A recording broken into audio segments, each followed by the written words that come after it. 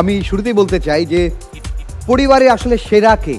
পরিবারের সেরা হচ্ছে স্ত্রী, যে সব সময় ধৈর্যর সাথে সংসারকে চালিয়ে নিয়ে যায়। Good. কারণ সেই একমাত্র সেরা। না, উনি তো রাগী মানুষ, এই জন্য বলছে যে ধৈর্য। মানে সবার প্রতি আসলে সবার ভালোবাসা থাকে, কিন্তু খেয়াল করবে যে পুরুষদের প্রতি বা বাবাদের প্রতি এক ধরনের অবহেলা আছে। কিভাবে অবহেলা? কিভাবে আমি বলছি।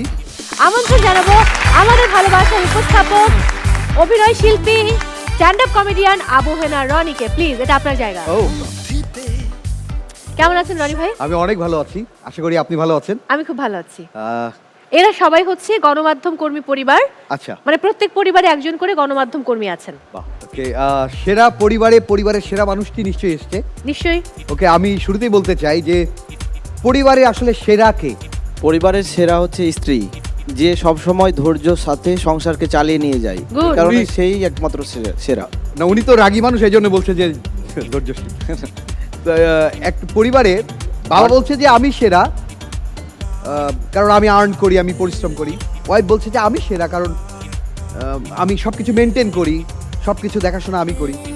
তো এবার বলেন তো সেরা আসলে কি? সেই হাজবেন্ড নাকি ওয়াইফ? এই পরিবারের সেরা কে?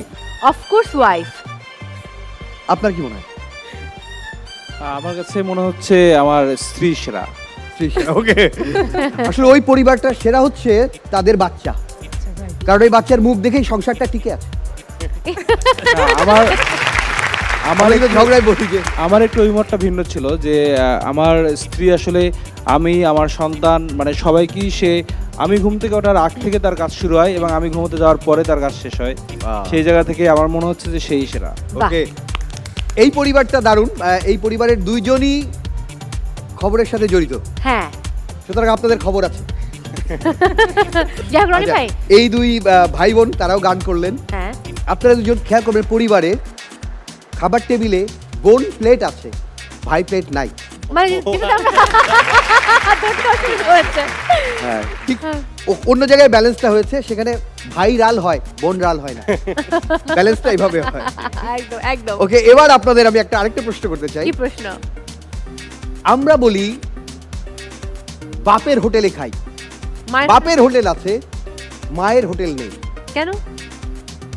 কিন্তু একভাবে এটা ব্যালেন্স হয়েছে। কিভাবে সেটা কে বলতে পারবে? যেহেতু বাবা উপার্জন করে সন্তানদের জন্য, হ্যাঁ, এই জন্য বাবাই সবসময় খরচ করে সন্তানদের জন্য। আর মায়ের হোটেল ওটাকে বলা হয় না, কারণ মায়ের হোটেলে সে প্রতিদিনই খাওয়া দাওয়া করে। আচ্ছা, ওকে, সেটা ঠিক আছে, কিন্তু ব্যালেন্সটা কিভাবে হচ্ছে? কুমিল্লা বাড়ি কারণ নাই না, না। তাই না? বাপের হোটেল আছে, তাহলে মায়ের হোটেল নাই, কিন্তু হ্যাঁ। ব্যালেন্সটা হয়েছে মাতৃ ভান্ডার আছে। আচ্ছা, আমি পরিবার নিয়ে আমি একটু গবেষণা করি, তো কি পরিবারে গবেষণালব্ধ আমার হ্যাঁ। উপলব্ধিটা হচ্ছে, খেয়াল করে দেখবেন যে প্রত্যেকটা পরিবারে মানে সবার প্রতি আসলে সবার ভালোবাসা থাকে, কিন্তু খেয়াল করবে যে পুরুষদের প্রতি বা বাবাদের প্রতি এক ধরনের অবহেলা আছে। কিভাবে অবহেলা? কিভাবে আমি বলছি যে প্রত্যেকটা বাড়িতে ঘর মোছা হয় যে কাপড়টা দিয়ে, ম্যাক্সিমাম 90% সেটা পুরুষের কাপড়। হ্যাঁ, এটা ট্রু, কারণ পুরুষ ঠিক কিনা? হ্যাঁ, true। না, না। এবং এই কারণে আপনি দেখবেন যে প্রত্যেকটা ঘরে ঘরে আলমারি খুললে এই ভাবিদের বা আপুদের কাছে মায়ের শাড়ি পাওয়া যাবে, যায় না? কিন্তু কারো কাছে বাবার লুঙ্গি আছে কি? আগে দাদির শাড়ি পাওয়া যাবে, কিন্তু দাদার লুঙ্গি পাওয়া যাবে না। সো কি হয়, আসলে পুরুষরা অবহেলিত। অবহেলিত। পুরুষরা সেই পোশাকটা এতবার পরতে হয়, সেটা আর বুঝেছি। সংরক্ষণে রাখার মতো অবস্থা। রনি ভাই শোটা না আমার শো, এখানে আমি কথা বলবো, আপনাকে আমি ডমিনেট করবো। তো এখন আপনি অবহেলিত, আপনি আমার পাশে আসুন। Thank you. একটা মেয়ের পাশে আসতে হলে কত কথা বলতে হয় দেখেন। প্লিজ।